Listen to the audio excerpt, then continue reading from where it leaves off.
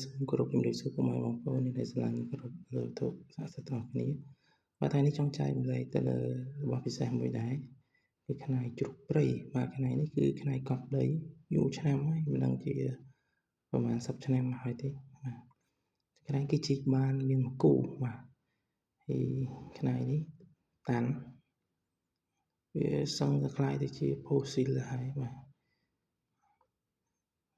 នេះស្នាមសបកចានវាវាកប់យូរពេកទៅវាមានស្នាមសាប់ស្វាយខ្លះហើយនឹងបែកបន្តិចបាទបែកកន្លែងចានវាហ្នឹងសាររបស់ធម្មតាកប់ដីរាប់ឆ្នាំទៅហើយវាជិះមកផុតទៅមិនអាចស្អាតភ្លឹងបានទេបាទខ្នាយនេះវាលក្ខណៈដូចជាកាច់ផងតែយើងមិនដឹងថាជារបស់ជនជាតិឬមួយក៏ជារបស់បុព្វបុរសយ៉ាងម៉េចដែរទេបាទគាត់ថារបស់នេះវាតាន់ខ្ញុំស្គាល់ខ្នាយជ្រូកព្រៃយើងមើលទៅលើទ្រង់ទ្រាយហើយនឹងចានសន្តានរបស់វា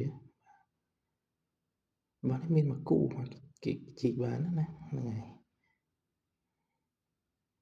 សាច់ស្អាតស្រោបពាក់បានមិនធំប្រហែលដែរទេបាទហើយនេះប្រហែលជា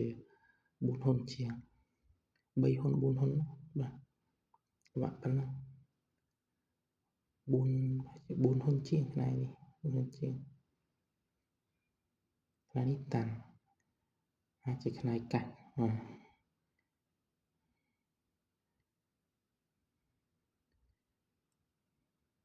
្អាតចឹងខ្នាយជ្រូកព្រៃតាមជំនឿបុព្វបុរសខ្មែររបស់យើងគឺយើងប្រើសម្រាប់ខាងការពារក្របអំសេវការពារវត្ថុយុទ្ធភ័ណ្ឌការពារអំពើផ្សេងបាទចឹងជ្រូកព្រៃគឺជាអវតាររបស់ព្រះវិស្ណុឬព្រះនរាយណ៍ហ្នឹងបាទ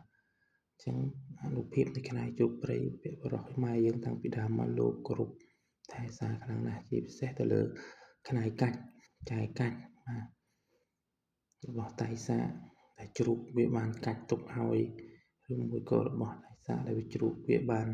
អស់អាយុជីវិតដោយចាស់ជរារបស់វាហ្នឹងបាទចឹងគេជឿថារបស់នេះវាមានរុក្ខរអ្នកតាទេវតាកន្ធប់ឬមួយក៏ភូតផ្សេងថែរក្សាចឹងយើងគោរពប្រតិបត្តិយើងថែរក្សាដែលមាននិស្ស័យបានថែរក្សាគោរពប្រតិបត្តិនិងជួបតែរឿងល្អជោគជ័យការពារបញ្ជាគ្រោះភ័យផ្សេងហ្នឹងតាមជំនឿបុព្វបុរសខ្មែរយើងណាចុងលក្ខណៈដូចបុកបាក់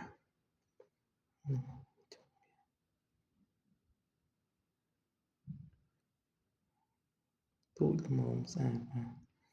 ចឹងមានតែប៉ុណ្្នឹងបាទហើយវីដេអូក្រោយខ្ញុំនឹងថតចែក